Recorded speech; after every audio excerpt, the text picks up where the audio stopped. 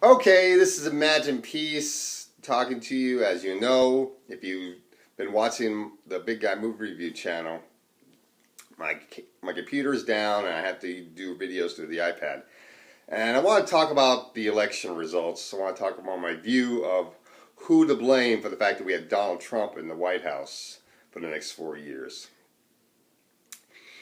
One of the biggest key things to blame, this is a response to Jaclyn Glenn, a YouTuber out there who's an atheist that I do like to listen to and watch from time to time. She made one of the great ideas of blaming Bernie or bust people that decided to vote for third party. Which we are not to blame. No, we are not fucking to blame. Especially me, I'm not to blame. I don't even live in a fucking swing state. I live in Massachusetts, so my vote didn't even impact the fucking election.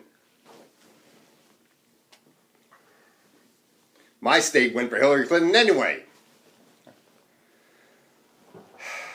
But anyway, the real people that are to blame, one of the real people that are to blame, are the people that rigged the primary for Hillary Clinton. Stop acting like election fraud doesn't exist here, people. Election fraud happened in the Democratic primary. Election fraud happened in 2000. Election fraud happened in 2004. And election fraud happened in the fucking Democratic primary. And that's one of the reasons why this voting system is so fucked up to begin with. We need to bring back election integrity to America. We need to get the Voting Rights Act restored somehow. I don't even know if it's possible to get restored through the federal government, really.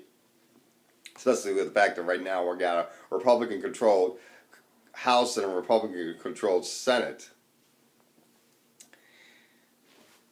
We may have to try to restore the voting rights statewide through state governments. And we're going to have to start putting poll monitors at every polling place during elections in order to make sure that voter suppression doesn't happen, and hold voter suppression accountable the moment it happens. When you see voter suppression tactics, especially like a guy holding a fucking gun at a polling place, intimidating people like in Virginia. I'm not making this up. I read online that there was a guy holding a gun at voters in Virginia, a Trump supporter, trying to get people to vote for Trump. So that's probably some of the voter suppression that happened. Also, I heard that voting machines were flipping votes from Hillary to Trump. One woman screamed that happened. I saw a YouTube video of that. And we can't just ignore like election fraud doesn't happen. Election fraud happens. Voter suppression, the voter ID is another thing of election fraud. These things do happen. You know, let's listen to people like Greg Palast and Lee Camp, who reports on election fraud, and realize that election fraud does happen, and deal with it when it happens. Another portion to blame are Bernie supporters that actually voted for Donald Trump. Now, one of the progressive talk shows that I used to listen to nearing the end of the Democratic primary is Thom Hartmann, or was Thom Hartmann, I should say. Thom Hartmann is a very intelligent progressive talk show host that broadcasts out of D.C. And one of the things I noticed, if you look through the old videos of Thom Hartmann's show on his YouTube channel, there were progressives, Bernie supporters, calling into his show saying that they were going to vote for Trump if Hillary Clinton became the nominee. I'm willing to believe that some of those Bernie supporters actually made good on that threat and actually did vote for Trump. So those are some of the people that we should be blaming too. Obviously, another portion of people to blame are people that decided to stay at home. You stay at home, that's just as good as voting for the Republican. Because your voice is not heard, you are suppressing your own voice willingly. And that's not the right thing to do. You should go out to vote, even if you decide not to vote Republican, and you decide not to vote Democrat.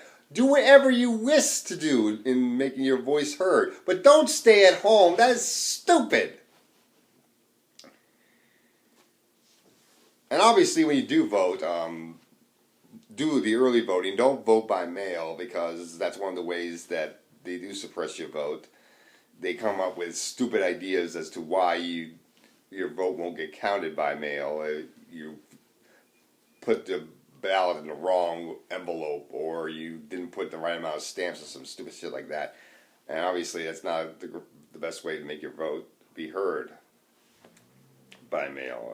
Obviously, try to do early voting. Try to actually be at a polling place so you can actually physically be there and giving the vote to the person, so you know it gets counted and everything. And don't vote on these stupid touchscreen voting machines, or don't vote on provisional ballots, because those are ways that your vote will get suppressed. You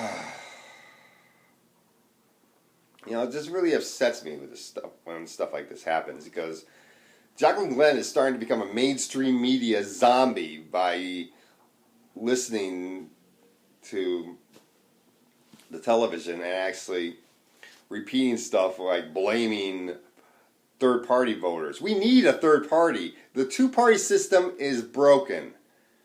Maine now has passed ranked choice voting. They had a ballot question for ranked choice voting. It passed. And that's a good building block to start to get more third parties. We need more ballot questions like that in every state so we can get a third party nationally. We also need to get third party candidates to run against Democrats or Republicans that typically run unopposed, like my congressman or my state senator. You run against incumbents that typically run unopposed, you become the opposing party, and you increase your chances of voting third party candidates, third party supporters out there. That really increases the chance of a third party actually winning and actually getting elected, is if you run against a Democrat or a Republican that typically runs unopposed in a district that's, quote, too blue for a Republican to run, or, quote, too red for a Democrat to run. Well, no, I mean too red for a Democrat to run. You actually become the opposition, and you actually get all the people that would have voted against that. If it's a Democrat running unopposed, you would get all the people that typically vote Republican to vote for you, and you could probably get some independents and who knows what else, and you could probably get elected that way. And the same thing when you're running against a Republican that typically runs unopposed. You would get all the Democrats that typically would vote all the voters that would typically vote Democrat to vote for you, and you probably get some independents and so forth, and you maybe get elected. You know, third party people have to start really thinking of some effective strategies in order to really build a foundation and actually get the third party be viable. Make the Greens be viable, you know. I mean, I really hate the fact that I don't see the Greens being all that successful, really. We need a third party. This two-party system is obsolete, and things need to change in order to make a better government. Anyway,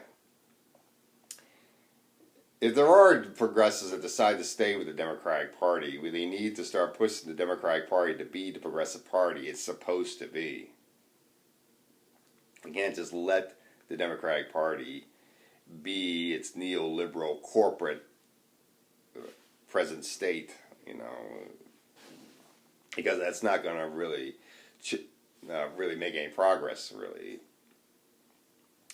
So we really have to change our strategies as progressives in order to defeat the fascism that's in this country.